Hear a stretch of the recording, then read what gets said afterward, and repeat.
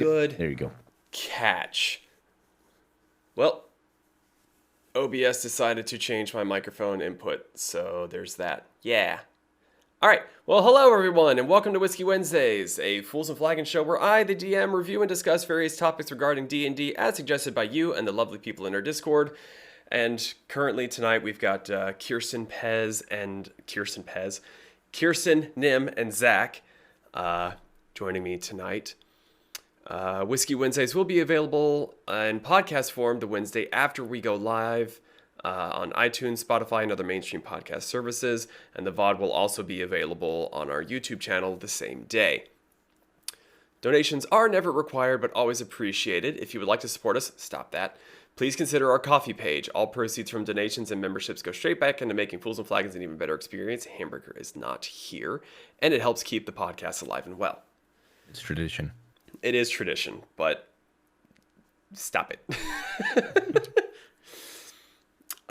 So I don't think I've ever asked this, but am I the only one that actually drinks on Whiskey Wednesdays? Yeah. Yeah. Maybe. Well, you don't drink at all.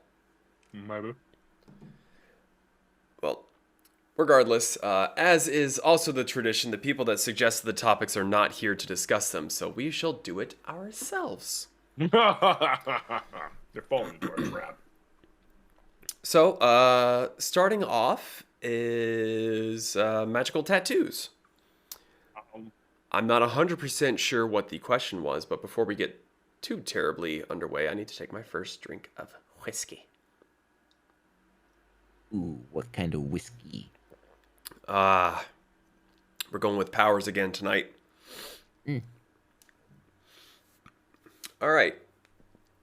So, the basic rules of magical tattoos, this will span pretty much over every single type of tattoo, so I'm not going to cover it for every single one. Produced by a special needle, this magic tattoo features beautiful calligraphy, images of writing implements, and the like. This is the description for this one is specifically for the Illuminator's tattoo. Mm-hmm.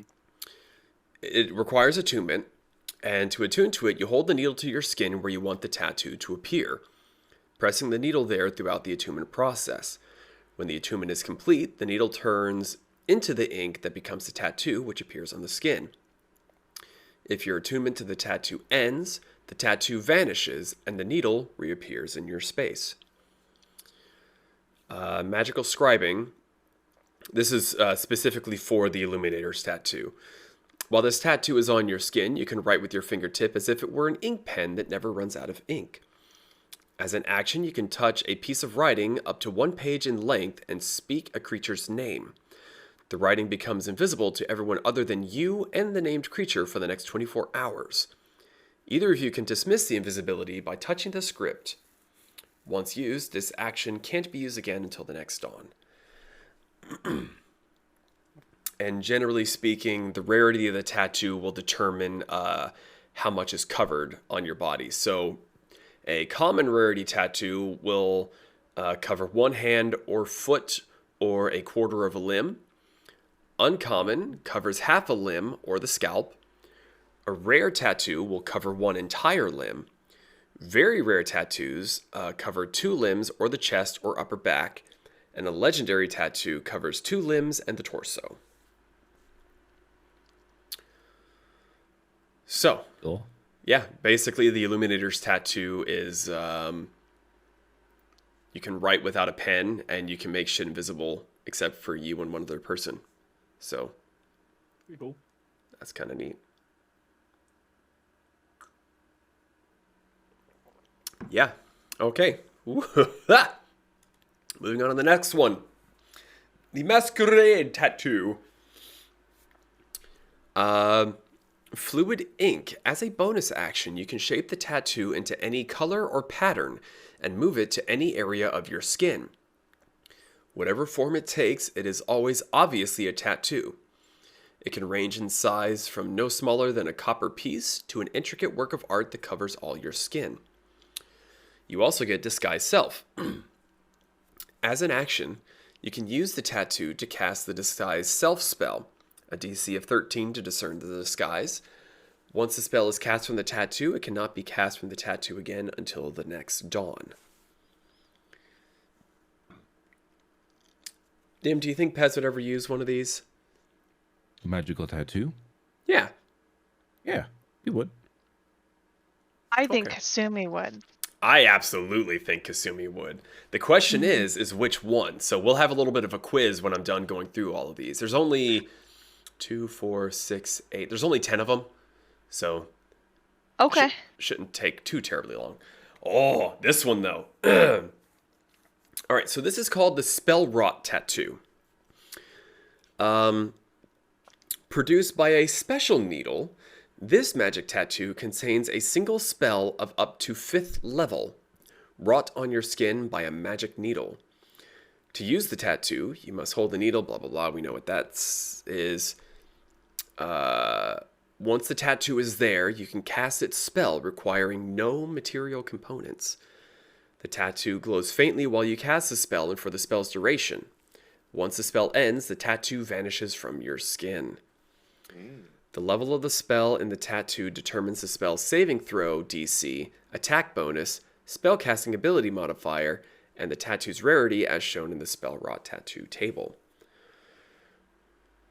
So, basically this chart is saying that from cantrip to 2nd level is a spell save of 13, and its attack bonus is +5.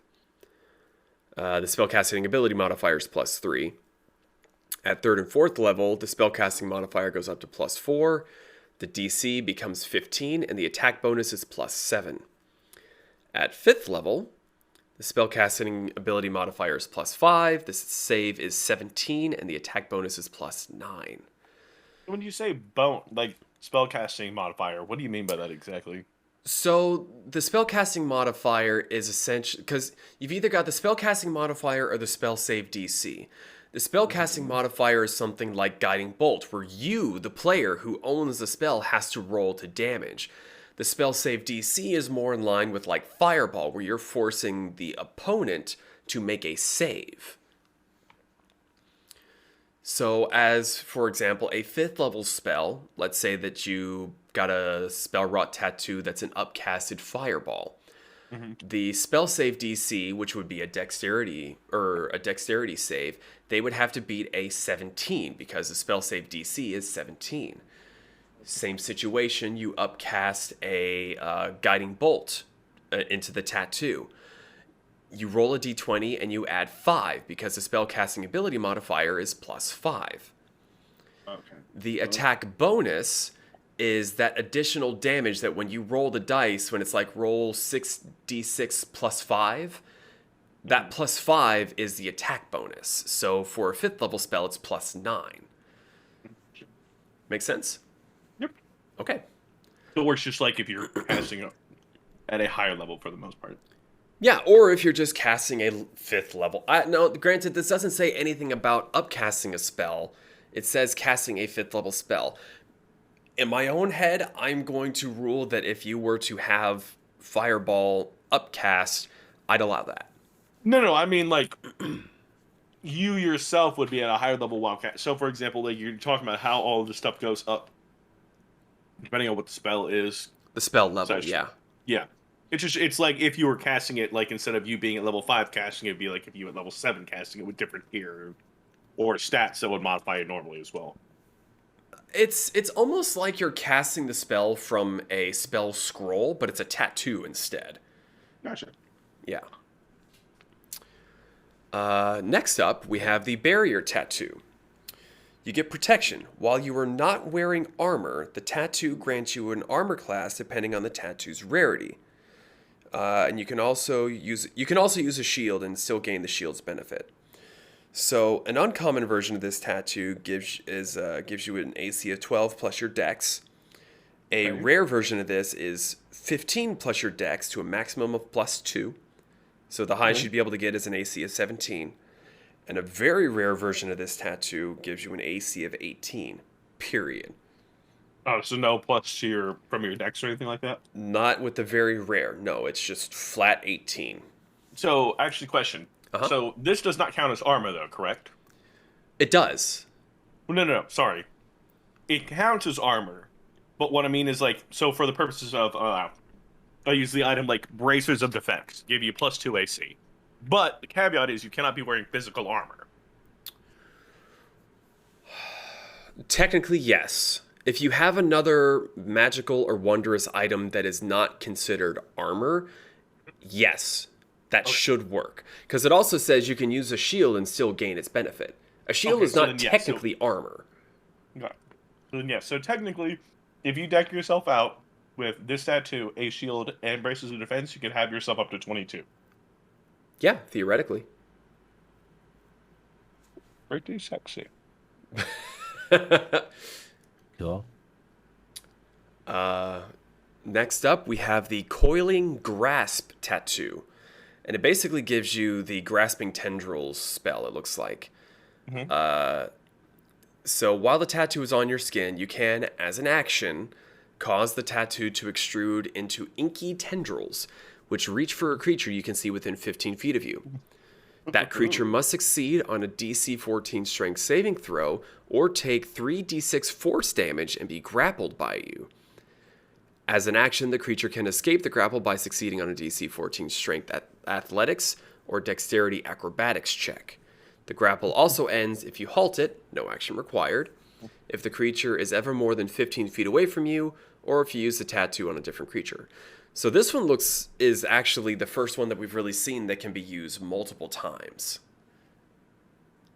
Because the other one, the first two, it was once per day. It resets at dawn. Spell Rot is a use it and lose it. And the barrier is just, AC. But it could be an interesting one. I'm trying to think of a situation where this would be, or what classes would be the most beneficial on. Monk. Did you say punk? Monk. Oh, monk. A punk monk.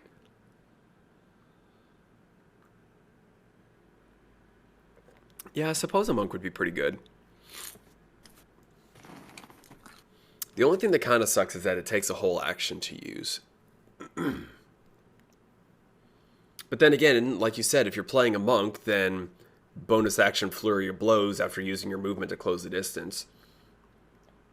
So, yeah, that kind of checks out.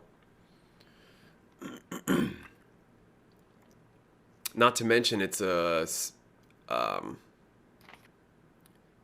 saving throw, so you're putting it onto the DM to avoid it.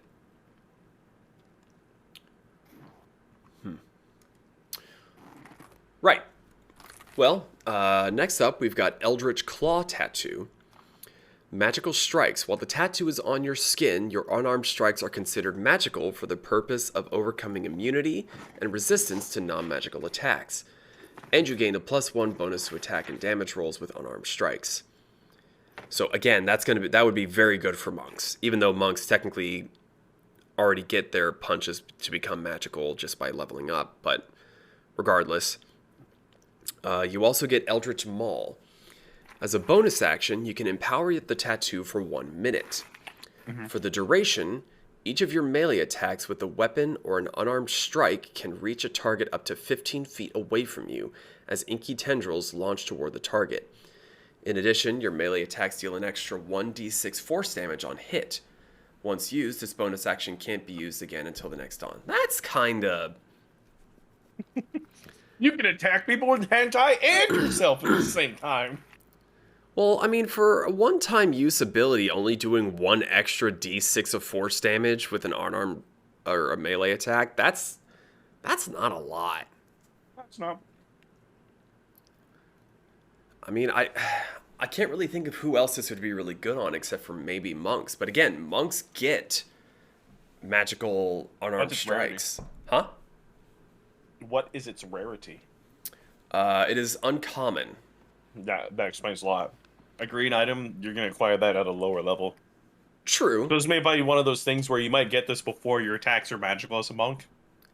So Yeah. it's kind of one of those things that you'll transition into having and then possibly transition out of having it at some point. Yeah, I suppose. I mean, I'm not saying that's a good excuse. I'm just saying that that's probably...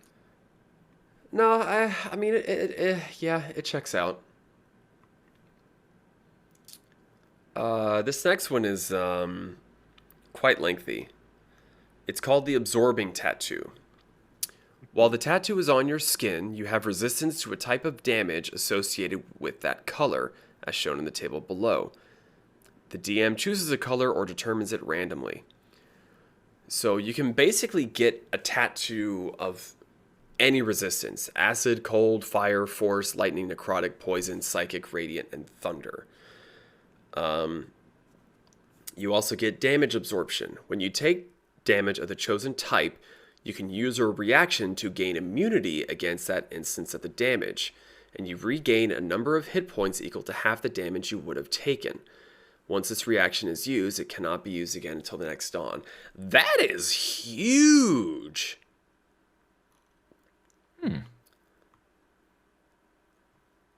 That's fucking massive. That's really fucking significant. I mean, just imagine you're fighting a dragon. You resist the damage because of the tattoo, and then you use your reaction to heal back half the damage that was dealt. So you like double resist. Oh no, sorry. You use your reaction, become immune, and then heal. So you take no damage, heal up half of what you took, and then just flip them the bird. That's wild. You'd really have to plan ahead, though, and get the right color tattoo, though. Mm-hmm.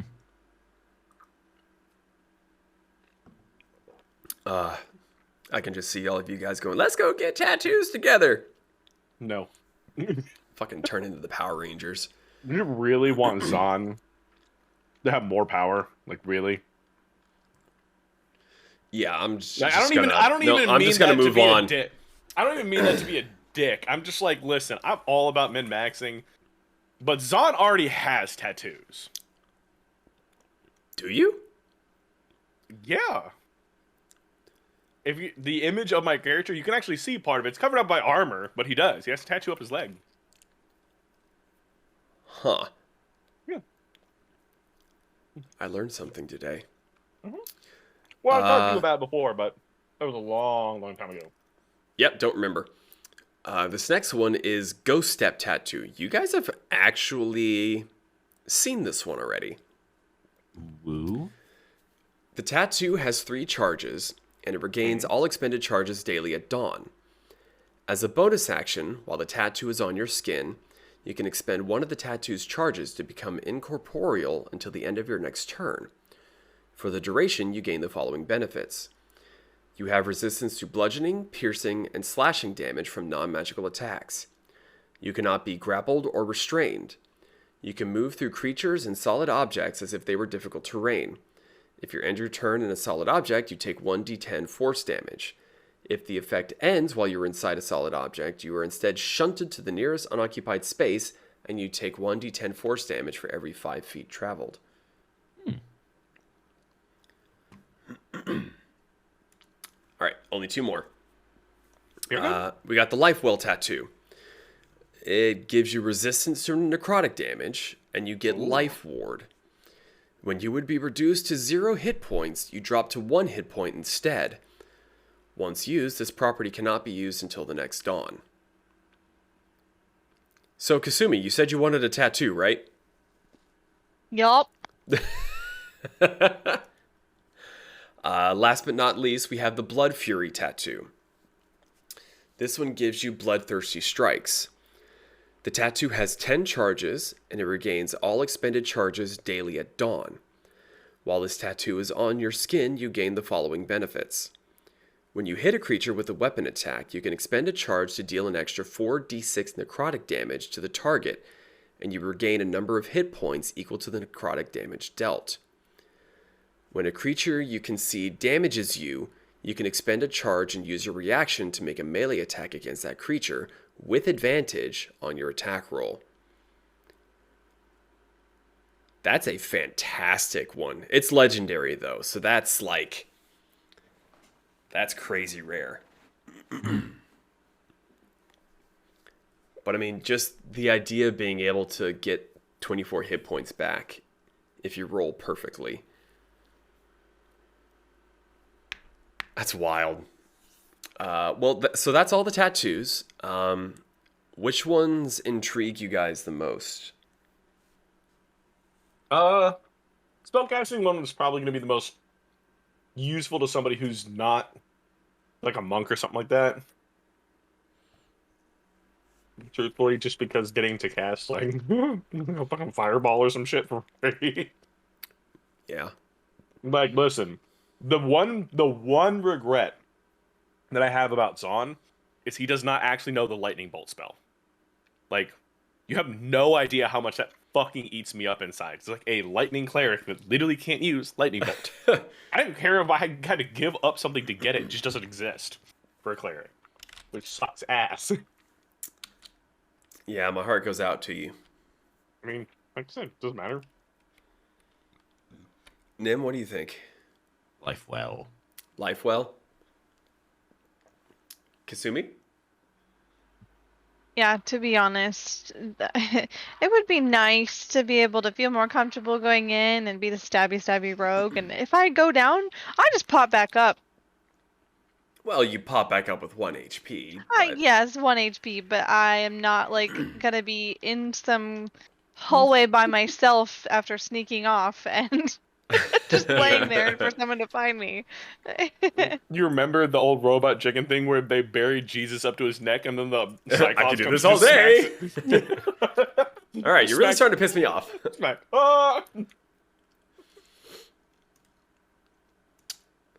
So it sounds like the Life Well tattoo is the most popular there. That one is very rare. For end game, yeah, Lifewell is gonna be. I mean, like, how great is it to go up against a huge big bad and then when you die, just you don't die. Bum bum. Yeah. I'm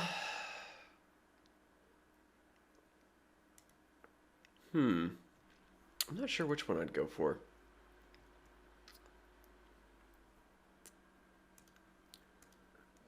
Masquerade I could see being very good for like a bard sort of character. Spell Rot, it kind of bothers me that that's a one-time use kind of deal. I mean, it makes sense, but yeah. Absorbing would be great if you knew what you were getting into beforehand. Yeah.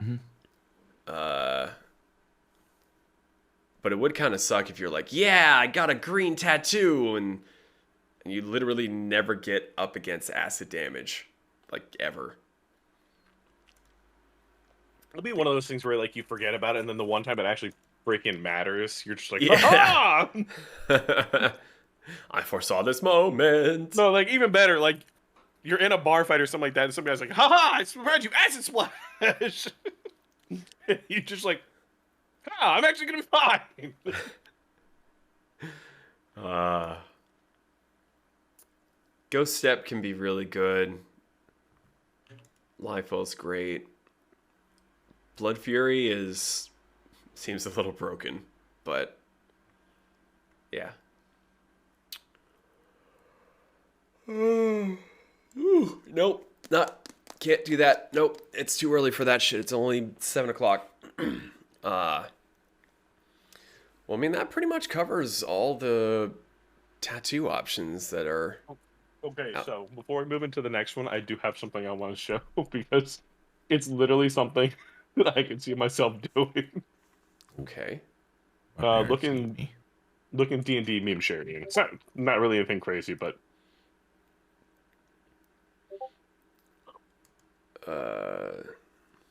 and I'll read it so that everybody who's listening. The DM is saying, the Tarrasque stands before you, throws back its head and unleashes a deafening roar. What do you do? The player character. Can the Tarrasque survive with 15 cubic feet of its body missing? What? No. Cool. I've shoved this bag of holding inside this other bag of holding. Black hole sun. It's funny. That sounds just like that plan that Vox Machina had, where they dimension doored inside of a dragon. Wow. Yeah, it didn't work out so well. I mean, it kind of worked. One of them ended up in the stomach, and they were able to deploy the immovable rod inside. But the other one kind of ended up in the muscle tissue between the stomach and the skin and was suffocating. Oh, hey, there you go. Mm-hmm. Alrighty. Well, Nim, you're the one that suggested the next bit. You want to take the reins here? Didn't he say parents need them? Oh, did he? Well, fuck. Yeah. Well, Nim suggested creature creation with AI and character creation with AI. And I think what he was looking to do was for us to kind of come up with a creature and then have like an AI bot make it, like make art for it. So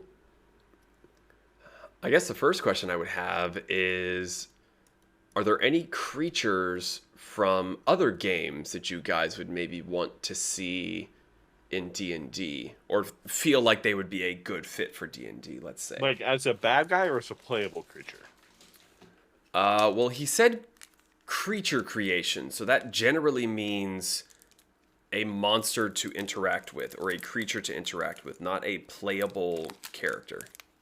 I'm gonna say this just because there would have to be a whole lot of fucking, like, what can this do? What can't it do? The Flood from Halo. Oh. Because, like, that's, if you go by game logic of what it can do, it can infect people and,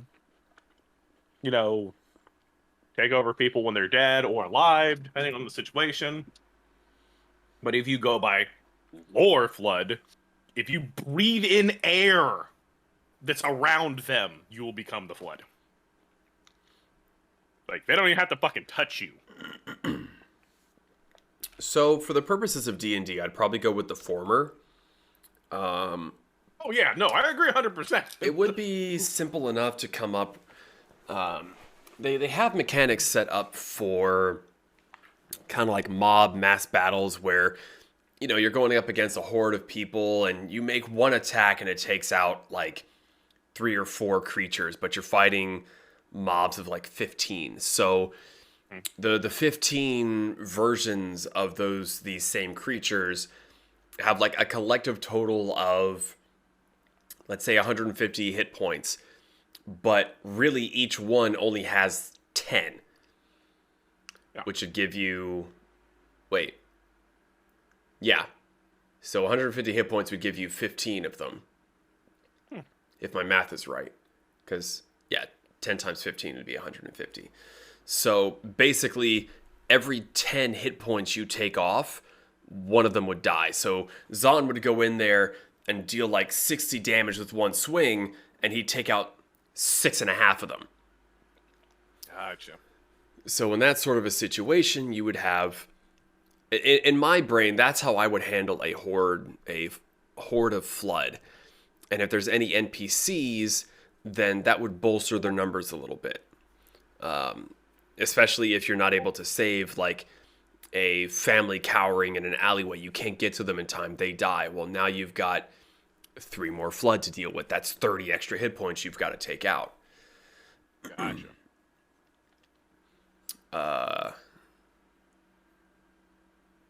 Interesting. I'm just saying for a creative, like, because, like, Blood have, so for, like, I wouldn't say the Mushroom Tender, but kind of the Mushroom Tender, like, have a hierarchy. Like, they have a hive mind, and we in the games have only seen a grave mind, which is, like, the lowest of the low when it comes to their higher intelligence. Like, imagine a grave mind the size of a fucking planet. That's the potential of what those could be. Jesus. It's interesting. Yep.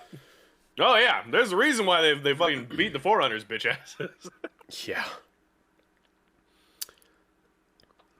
The only other thing that I hadn't really considered too much is how to handle the damage of the mobs hitting back.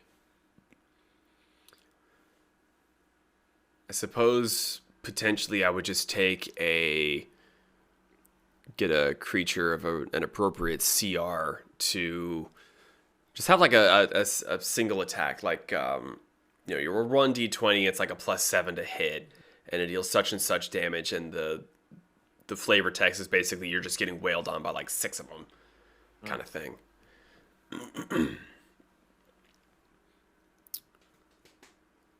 Interesting. Yeah. And an enemy other than the flood, or a creature other than the flood. Sorry, say again? A creature other than the flood. I'm not gonna lie, I actually enjoy seeing that Wapple Tinger that we came across being there. That's an interesting creature, regardless of it being a threat or not. The what? The vampire rabbit deer. Oh, thing. you're bunny bullshit. Right. Okay. I'm just saying, I think it would be neat to have in there. I'm not saying that it has to be. Yeah, the rules on it were odd. Like it wouldn't take much to get it into D&D standards, but there was just a few things that weren't quite right with it. What about you, Kirsten? What would you like to see in D&D creature-wise? Well, as much as I was trying to think of something, children. I could put children into the game. You already did. Please I almost don't. killed them. Yeah, please no.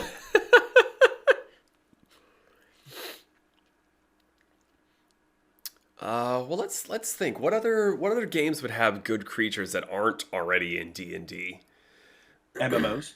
Huh? MMOs. Like, any MMO would probably have some decent creatures. Oh, dude, Char would be great. They would be a fantastic D&D race. I mean, to be fair, they would almost be just an offshoot of a Tabaski. Well, I think they said that way. I would probably tweak a few things. I said an offshoot, so you No, could tweak it. yeah. So let's think about this, because I'm actually really interested in this train of thought now. So some of the traits of the Char, they're very tall. They average around, I think the shortest they can be is like, what, 6 feet? Mm-hmm. So you're anywhere from like 6 to 8 feet tall, and you're hunched over, big ass cat with horns. The main thing that I can think about them is, or I guess the main feature that I would look at is having separate movement speed for All fours. Yeah. So like, if you're not holding anything in your hand, what would you say? Your movement speed is like 40, 50 feet. But if you're holding anything, it's back to 30. It seemed like out of the realm of being powerful or not. That seems like pretty fair. Yeah. But now how would that factor in if you were to go for a barbarian? Because a barbarian is one of the few classes that actually gets increased movement speed as you level up. Wait, ask the question again? So barbarians, when they level up, I'm pretty sure they get an increase in movement speed. Yeah. So I guess that would still just kind of carry over to both movement states. Well, it depends. Well, hold on. Let me go take a look real quick since we're on this train of thought here. Let's see. Okay, so fast movement is a 5th level. So starting at 5th level, your speed increases by 10 feet when you aren't wearing heavy armor. So if we're going off of our 30 feet wielding and 50 feet not wielding, you're going to 40 and 60. 40. You said 40 at first, big guy. Oh, no, sorry. If you're wielding a weapon, it's 30. Yeah, and if you're not, you said 40. Oh, I thought I said 50. No, you said 40. Well, I mean, that's. I still think that's fair. Yeah, I agree. But I mean, like, at that point, you would just add 10, so your normal movement would be 40, and then the other one would be 50. Yeah. Which is still good. I mean, that's not moving to scoff at. Yeah, I'd be okay with that. That'd be pretty dope. What other sort of racial features could we get from Char? Good I'm with assuming that engineering they're... trinket. Huh? Good with trinkets and engineering. Okay, so proficiency with the Tinkerer's kit. The Tinkerer's Oh, toolkit. wait. Artificer. Give them like a bonus to being an artificer. Well, you can't really give bonuses for a class. What you can do is give, currently, we're not talking about 1D&D rules here. We can give them a bonus to particular stats. So maybe like a +2 in strength or constitution, then a +1 in wisdom? Let me look and see what the rules are for artificer. Give me 2 seconds, Sebastian. What's their She spell? gets popcorn off my hand so I can type again. Yeah, what's their spellcasting modifier? Da-ga-da-ga-da-ga-da-ga-da. Where is it?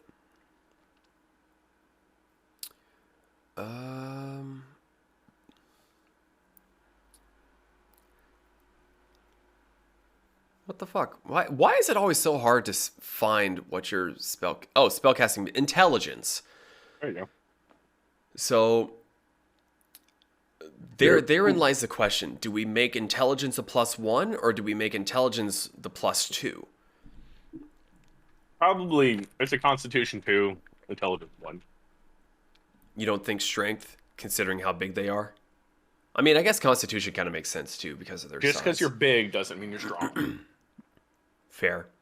So a +2 to Constitution, +1 to Intelligence, proficiency in Tinkerer's toolkit. What else? There's not such a thing as like an engineering. Huh? There's nothing like engineering kit or anything like that, is there? No. Tinkerer's is what you're looking for there. Gotcha. Wasn't sure. Yeah. Let's see. Oh. What? Depending on the campaign, well, racials could be you could give them a mount that they've made themselves. Let's see. Do you think they'd have dark vision? I don't think it's ever really been addressed. No, I don't. I'd like to say yes, but like I just don't, because like I remember playing campaign missions where we're in the dark and freaking, You know what? what's his name? Fair. Very fair.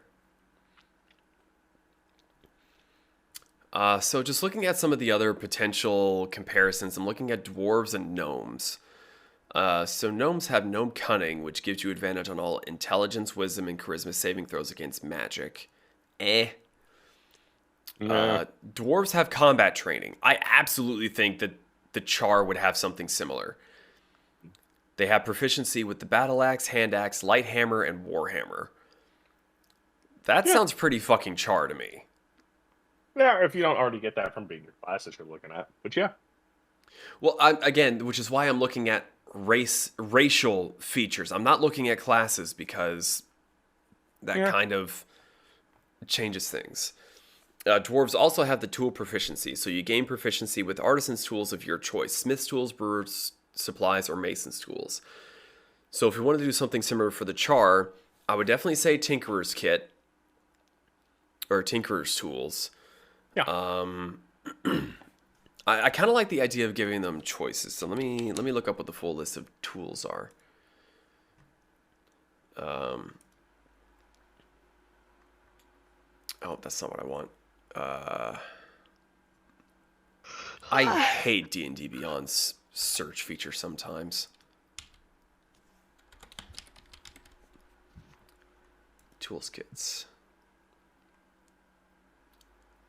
Oh, you're fucking... I hate their search feature. It's so stupid.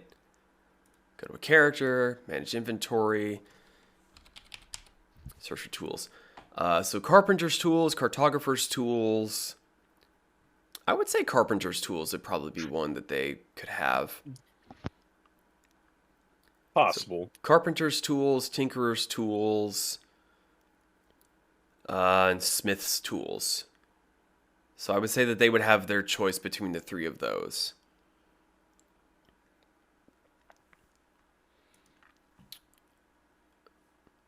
Yeah, no, I think that could be a pretty fun race to have.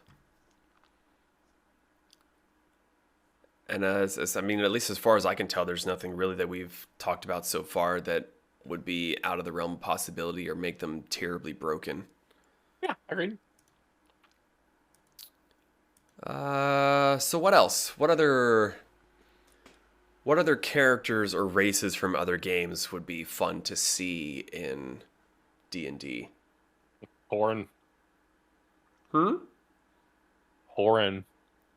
I thought you said something else. I definitely thought you said porn. Oh, Horan. Big cow people from World of Warcraft. The Corin? Horan. The big cow people from World of Warcraft. Oh, Minotaurs. They're already in D&D. They're not Minotaurs. They're technically Minotaurs, dude. They are giant bipedal cows. That's basically a Minotaur. Don't they have cow? Agree cow to species? disagree. Yeah, Minotaurs! No, But no, I mean- as far as like actual cows, I don't believe so. Let me check real quick. You may be thinking of the hippos, though, Kirsten. Ah, probably. Oh, yeah, no, that's Minotaurs. I got excited. I saw a cow face, and I was like, "Oh shit, I was wrong." But no, it's just Minotaurs.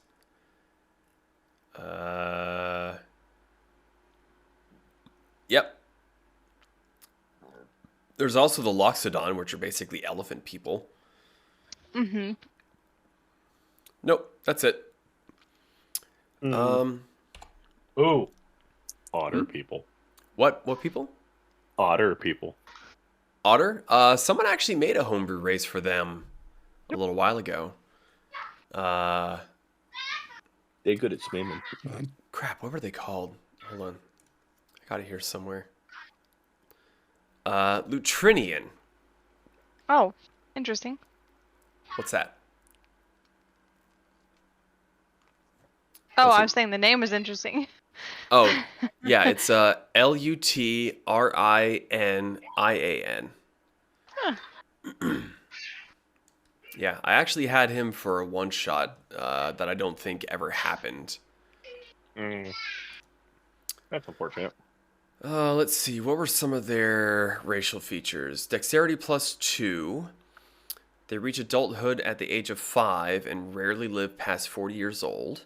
Their my God, that's alignment, awful. due to their playful nature, most Lutrinians are chaotic. Fun being their imperative, they are more often than not neutral. They are between 4 and 5 feet tall and an average of 75 pounds. Your size is medium. Your base walking speed is 25 and you have a swimming speed of 30. Deep breaths. You can hold your breath for a number of minutes equal to 1 plus twice your constitution modifier. So for my guy, it'd be 5 minutes. You are charming. Your natural charm gives you proficiency with the persuasion skill. You are proficient with spears, slings, and tridents. You have proficiencies with 2 of the following: carpenter's tools, tinkerer's tools, navigator's tools, or thieves' tools. For languages, you can speak, read, and write Common, and you can speak to and understand the chirping, chittering, and barks of beasts small and smaller as though you shared a language with them. Pretty cool. Yeah. Nothing overly powerful or strong, just kind of a fun homebrew race. Unless your campaign spans more than 40 years. Yeah, that'd be And then you're problematic. fucking dead. Yeah. Man, I'm fucking dead. We'll come back to this campaign 20 years later. Where's Jeff? He's dead. Well, actually, his name was Lucien LeBeau, and his nickname was Bourbon. Yeah, sounds like you. Yep. Let's see. What other games do we play a bunch of that would be fun? Oh, actually. Hmm? In celebration of it coming out tomorrow, Ogrins. Oh, okay. I think the No, for real closest fast. version of that would probably be a well- Goliath, just because they are technically half giant. So, for people who don't know what this is, if you're listening, Ogrins are a Warhammer race. They're pretty much like about another half tall of a human, so they're averaging like 8 to 9 foot tall, and They're hunched strong, forward. and they are fucking stupid. Like they are not smart at all. Yeah, they don't like complicated things. They like stuff that just works. So, just in case anybody doesn't know what that is. Essentially, to put it into D&D terms, you're essentially playing a small ogre. Yep. You are dumb as a brick, you like to bonk, and simple is better. Yep. That is going to be a lot of fun. I'm excited to get a chance to play that tomorrow. So for racials, got to give them some form of the ogre and bull rush. That's simple enough. There's plenty of abilities out there. They're called charge abilities, where if you move like 20 feet in a straight line, then you can knock people prone, deal bludgeoning damage, and a whole bunch of other stuff. So definitely have that. You'd have 3 points in Constitution. Well, now, now the question with that bull rush ability is there a limited number of uses? I'd probably Like- say as many uses as your like proficiency bonus. Proficiency Probably. modifier? Okay. Resets after a long rest. Yeah, because it's not really that crazy. No, I do kind of like the idea of just having a +3 to Constitution. Yeah, Like you It's don't, like, you're you don't strong, get yeah, 2 stat but- blocks. You were literally a one. tank. You were there to absorb damage. We heard that you wanted to be chunky. That particular feature is called thick-skinned. No, strong back and weak mind. I do Well, like that could be a there. separate feature where you're able to lift and carry. Twice your body weight. No. There's, I forget which race has it, but so the calculations for lifting, carrying, pushing, and pulling Yeah. is based off of your size. So if you are still considered a medium-sized creature, this particular feature considers your push, carry, and all that as a large creature instead.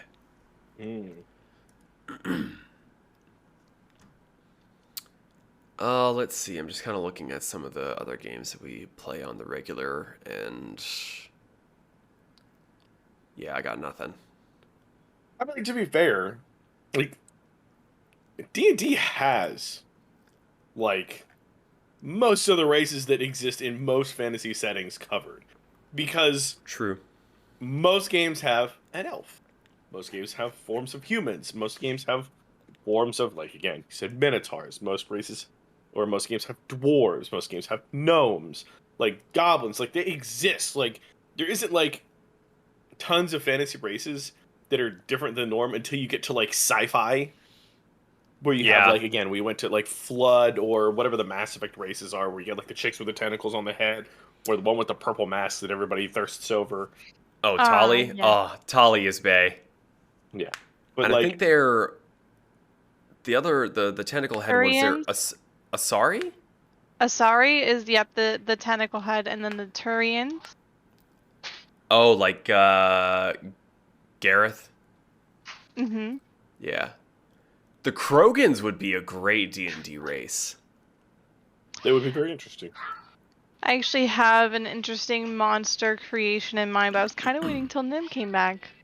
Well, I will say this: that new book coming out that I know this is gonna sound cringy as hell, but adds like all of the animal races in. Oh, the Delver's Guide? Yeah, I do think that's like, yeah, call it a furry or whatever you want, but You're a furry. realistically, I'm interested to see if they give like species like that racials, because I see do them being believe they cool. are. If Yeah, I I do see recall the developer update notes, you will be getting racials depending on what you pick. Yeah, it's one of those where it's like, yes, I understand furries, whatever, but at the same time, I'm like, technically a Minotaur's a furry. So we're Tabaxi. So, I mean, you're not like, wrong. I mean, doesn't like you can do what you want. I just do think stuff like that is The interesting, like difference, the humanizing. difference between a animal race and a furry is the art style. No, it's nothing. It's all the same. It's not. No, it's all the same. It's not. You are jaded because you are one. I'm not jaded. I'm just speaking the truth. You're jaded. You're biased. Or That's are what I'm you- looking for. Or are you biased because you don't want to be called a furry? No, I don't fucking care. I'm looking from an outside point of view. Debatable.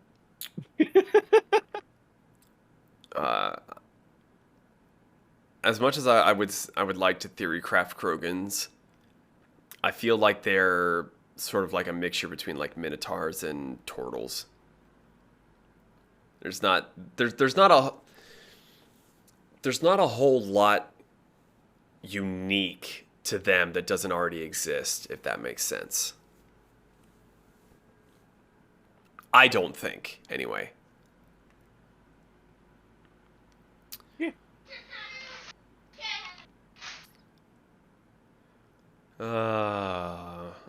I'm like literally scrolling through my Steam game list just to see if anything stands out.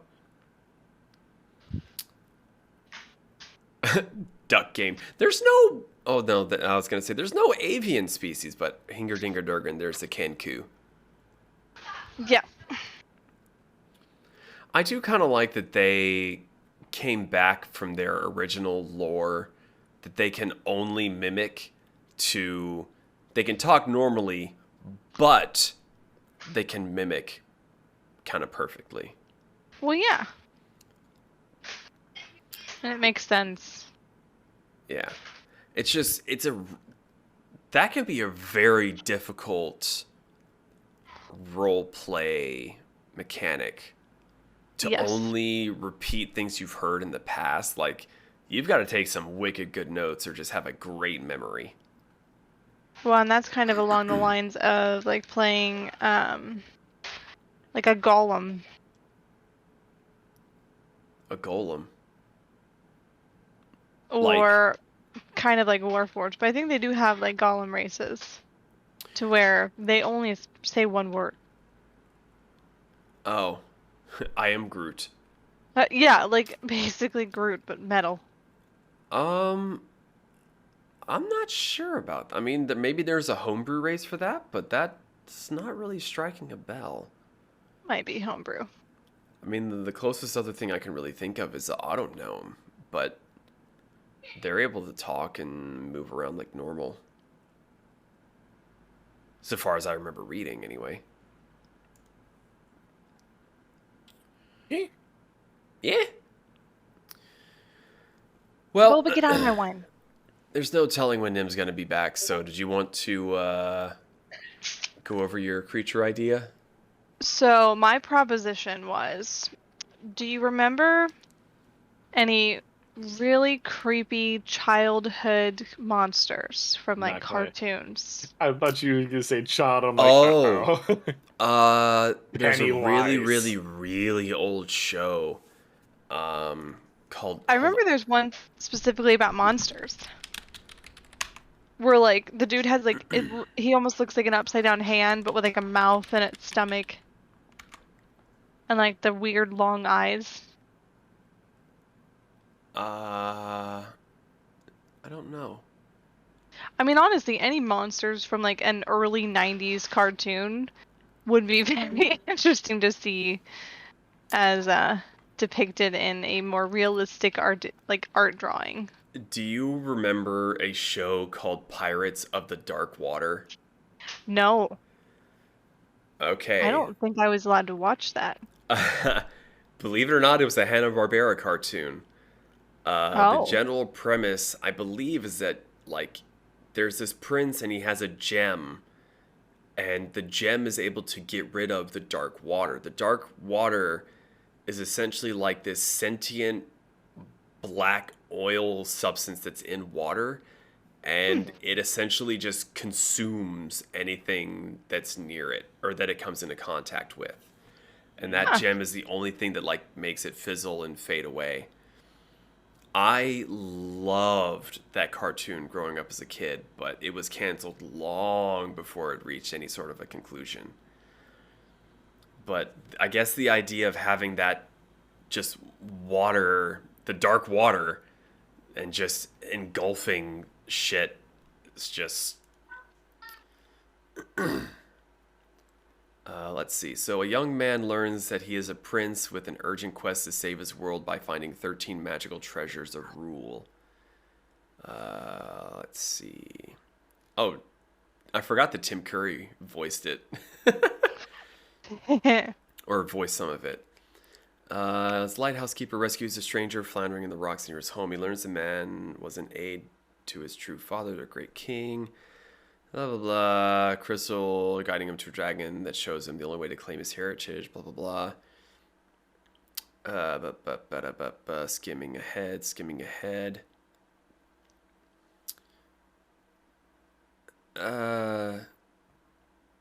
Let's see. That quest becomes all the more urgent when Ren learns that the dark water, a carnivorous form of water that consumes anything it snares, threatens to envelop and destroy his world, and only the treasures he seeks can stop it. Huh. So yeah, that's a blast from the past. You know, now that I think about it, I know that orcs exist in D&D Beyond. I would love to see them put lore-accurate orcs from Warhammer in D&D. They're all magic casters. They're just too fucking stupid to realize it. Yeah, I love the orc lore from 40K because basically if enough of them believe in something hard enough, it becomes true. Yeah. So like they'll have a gun and they'll say like, oh yeah, this gun shoots these really big bullets. It's great. And then that orc dies and a space marine runs out of bullets and he goes to pick it up. It's like, well, this doesn't fucking work at all. And he's pulling the trigger. There's no ammo in it or anything. It's like, fuck it, this is stupid. And Orc goes, ooh, big gun, daka, daka, daka, daka, and just starts shooting it. Yeah, like, guns, weapons, they just work. Like, vehicles just work. Like, it's one of those where, like, mob mentality really kind of shines in this. So like if you had to do it, it'd probably be like one of those one shots where everyone's a fucking orc, because then it just makes sense completely and totally. But like, I love that idea of your entire party just psyching each other up like, oh yeah, it'll be great, you just jump on that and it's a speedboat. It's like a bathtub. It's like you just sit in it, you turn the knob and it goes real quick and everyone's like, oh, that's amazing, let's go. Turn the knob. Let's paint it red. Let's paint it red, it'll go faster. Like, oh, that's even better. You paint orcs red, they get bonus 10 feet of movement. If you paint orcs purple, they get an advantage on stealth rolls. Ain't never seen a purple orc. It's the stealthiest color. Hands down, that would be the fucking funniest campaign of all time. You would have to have a DM of just the most patient fucking brain power imaginable. That'd be great too. That would be fucking hilarious, though. Oh Like, god. The better part is orcs don't have like a sense of what money is. To them, money is teeth. Like actually teeth from your mouth. Orcs in Warhammer are like sharks. When they lose teeth, they just fucking grow back. So like going up to like a vendor, just smacking a bunch of teeth on the fucking table. I want that one. Oi, how much this melon right here? Oh, that'll be 3 teeth. All right, just face desks, knocks a couple teeth out. Here you go. Oh my god, dude, that shit's too funny. Oh, that would be fucking hilarious. I think the thing that made me wanted to get into orcs so much, even though I never did, just because I couldn't handle doing a horde army that I actually needed to paint armor for. Yeah. It was 2 situations. I was playing against a guy with his orcs, and I was playing my bugs. And the 2 things that happened is he had a truck, and he just put all of his boys in it, and he started moving it across the table, and a few of them fell out, and he just started rolling dice. He rolled the dice, and then he took like 3 of them off the table and put 2 of them back, and it's like, what just happened? It's like, well, they fell out of the truck, so I had to see if they survived. These guys didn't survive. These guys did, so they ran and got back on the truck. It's like, okay, that's awesome. He continues his turn, and he has some orcs with a jetpack, and he moves them, and then he rolls more dice. I'm like, okay, well, what's happening now? And he just takes one of them off the table. It's like, what happened there? It's like, oh, I rolled a 1. Basically, that guy's jetpack just went shoo, and just like popped in the sky. Like, he's just dead. It's like, I want to play orcs. Oh my god, it's so great. Yeah, I love the orc lore. Let's see, what else would be good? I'm kind of running out of stuff to really talk about here, because I mean, we can be done with this specific one. no, I know, but I mean, I don't really have much else to really talk about at the moment. I mean, Nim had to dip to do stuff with his family. Becca's not here. She's one of the ones that recommended tattoos that we talk about. I remembered it. It's Gazgul Thraka. I knew it was a G! I don't know why I just remembered that. I'm sitting here staring at the screen. I'm like, Thraka. I'm like, Gazgul. Son of a bitch! Kirsten, you got anything you want to talk about? Anything that's ever confused you about D&D? Or just anything in general? Not that I can think of right now. Well, shit. Yeah, I'm out of ideas. I got nothing. Somebody think of a game. Any game. And I'll bullshit my way in, figure out how to get a character from it into the... Witcher. Destiny. Destiny? Yes. Well, we've already got Warforged. We've already got humans. Ooh, Fallen. Technically we have those now because of Spelljammers. Oh, wait. Oh, no. The, what are they No, called? no, no, The no. Thrycreen? No. Ian. What? There's a race in Destiny you haven't seen before. Huh?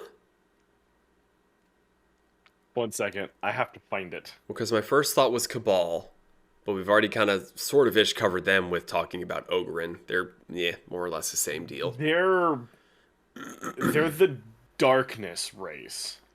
Their race exists outside of space-time. They're temporal beings like guardians. They have the ability to warp reality around them. Make sense? So probably more of a BBEG than a playable race, What's right? it? No. Basic do. So, let me explain briefly how Guardians work. So Guardians in themselves use light, which is how they create all of their abilities. That's not really how physics work. They break physics by being temporal beings, meaning they can create shit out of nothing.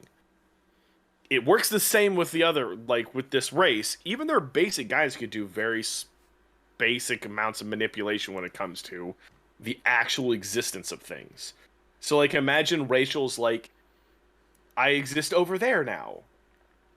Like, you could just immediately So be you somewhere just get like a else. passive Missy step? To a degree. Imagine it kind of like a Taken.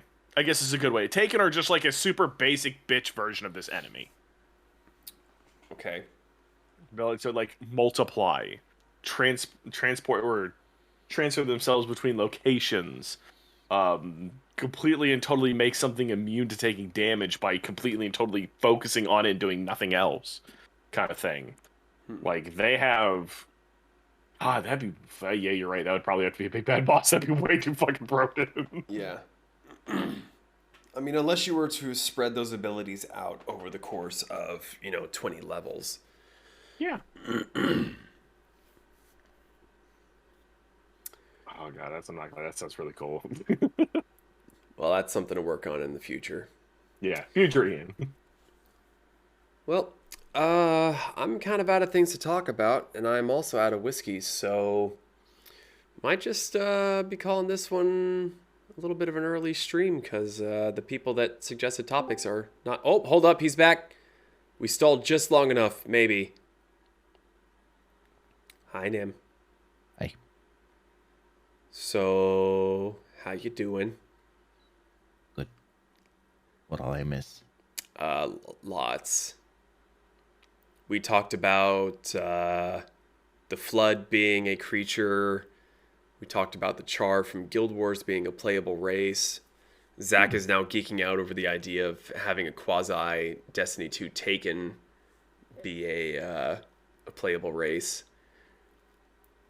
And I forget what creature Kirsten was talking about that she wanted to wait for you to be here for, but we went ahead since you were gone for so long. Just my suggestion if we were looking at like interesting D&D monsters to add is if you think of any like 90s like monster Oh, that's characters, right. like even cartoons, how they would look in a more realistic setting in D&D. And I said the Dark Water from Pirates of the Dark Waters. But you're a 90s kid. Any cartoons you can think of offhand? Because for whatever reason, that's the first thing that came to mind for me. Krang from Teenage Mutant Ninja Turtles. Oh, well, Yeah, whatever that is. I guess you technically kind of have them in the form of Illithid True. in a weird sort of way. Let me. Thank you. I don't remember the name of that really weird 90s show about monsters. Real Real monsters. monsters? Yes. So, like, seeing one of those creatures, but in a realistic art. Yes, I hold my own eyeballs. I mean, I think his name was Crumb, wasn't it? It was Ickis, Crumb, and I can't remember the licorice stick girl. Me either. Hold on, that's gonna bother me. I gotta look that up.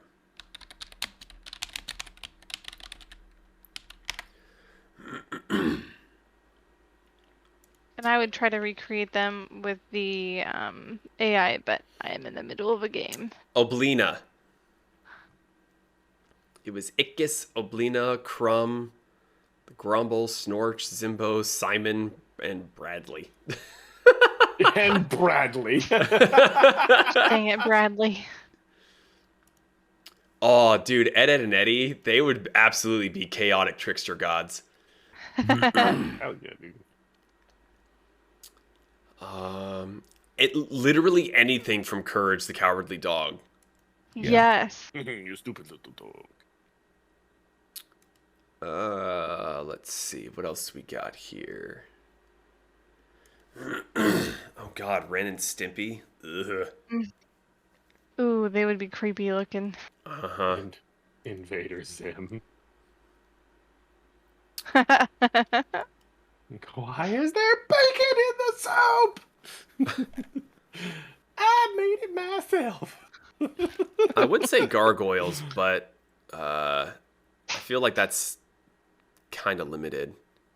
Imagine a gargoyle playable race, though. It's one of those where it's tricky. I feel like that's kind of leaning a bit towards Warforged. either Dragonborn or Aarakocra. Although I guess it could be like a happy middle ground between Goliaths and Aarakocra. You've got the wings for flight. You've got Stone's endurance. I guess the main question would be is, do you give them the negatives from the show? Like sunlight hits them and they turn to stone? Or do you just sort of... sensitivity? It opens up so many Sunlight levels sensitivity? of bigotry. So just kind of give them a similarity to kobolds. Cobalt eyes. Okay. Pardon. Let's see. What other... I'm literally like on Google just scrolling through 90s shows. Oh God, Sonic the Hedgehog. Oh, I don't want to think about that.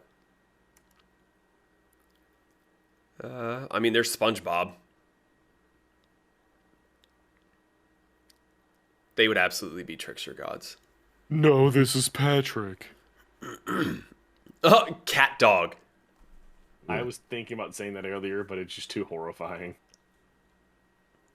That would be a freaky monster to go up against. What would the abilities be for cat dog? Like, what would make it such a scary creature? I guess multi-attack to start. You have to roll to see which head is in charge. Why? I mean, how does that affect the players?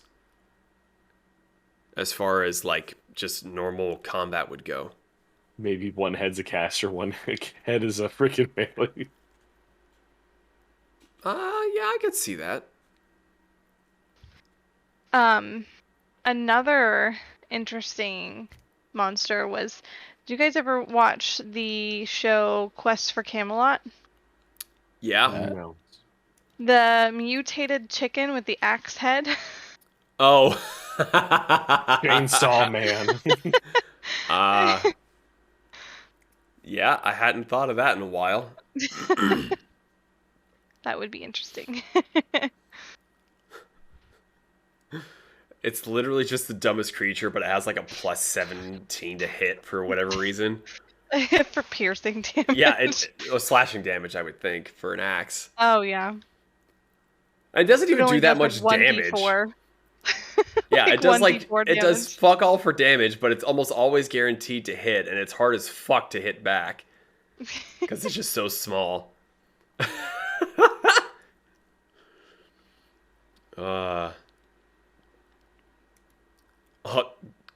Gumby. Well, I guess Gumby would kind of be a slime. Yeah. Oh God, SWAT cats? Oh my God, I haven't thought about SWAT cats in forever. Furries. Street sharks. Furries. Yep. E-Man and Skeletor. I mean, I would say that those characters already exist. I mean, if you're looking at Skeletor, you've got like Vecna, He-Man. I mean, God, he's just a barbarian. Or I guess technically he'd be a paladin. Well, I think I'm kind of, I feel like we're floundering a little bit. But we didn't generate any art. Well, you were gone. Let's generate some art. I mean, You should generate art for the axe chicken. Yeah, generate some art. This will be great for the podcast. We'll still put it in our creature share. Oh. I guess you can't share the images when you're done. Oh, I can. Okay, because that. What am I typing in? Axe chicken.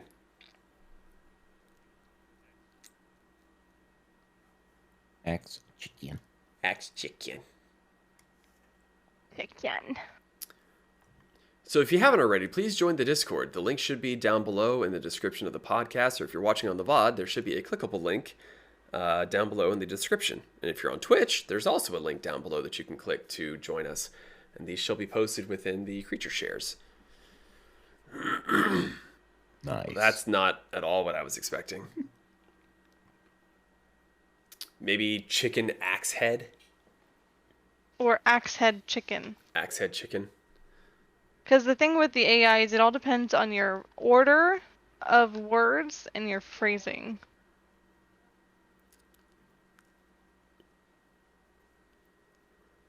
That looks like a pancake. Okay, I'm going to go ahead and end the stream here just because this isn't going to translate very well into podcast form. So thank you all so much for joining us tonight, or whenever you're listening to this in podcast form, or on the VOD on our YouTube channel. If you have any suggestions on what you would like us to talk about or discuss or review as far as D&D races, specific rules, join the Discord. There is a channel where you can give us suggestions, and we'd be more than happy to talk about them. So, until the next time we go live, does anyone else have any other announcements? Sorry. So we will not be having our D&D session next week because it is Thanksgiving.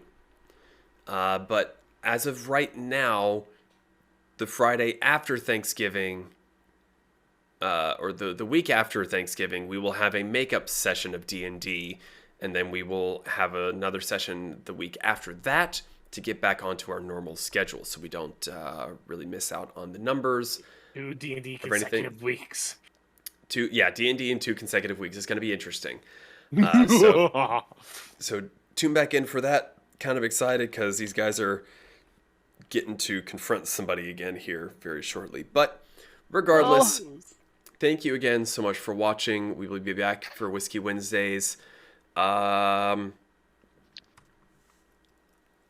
in the next 2 weeks, I don't see a problem with that. Nope. Should be good. All right. Well, good night, everybody. Thank you for watching. Goodbye. Bye.